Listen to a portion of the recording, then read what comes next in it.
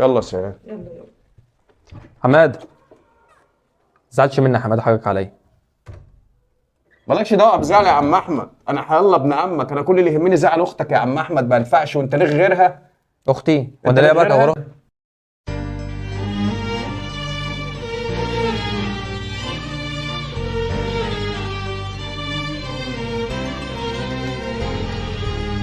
ربنا يخليكم لبعض يا الله أحمد. يخليك يا حماد، ربنا يخليك، انت ابن عم يا احمد.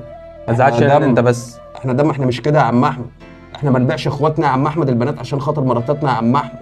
معلش، اختك ملهاش غيرك، راضيها في الدنيا بدل ما تقف انت وهي قدام ربنا سبحانه وتعالى وتشتكيك ليه. اقسم بالله انك ما حد هينفعك. خش يابا يلا اتغدى مع اخوك. طب تعالى خلاص؟ نتغدى معانا لا انا يلا. هتكل على الله، عشان والله العظيم سايب امي لوحدها وراح اديها الدواء. خلاص ماشي روح يا يابا انت حماد. اتغدى، اتكل على الله. لو صوتك من دماغك محدش هيزعل منك، لكن لما تبقى ماشي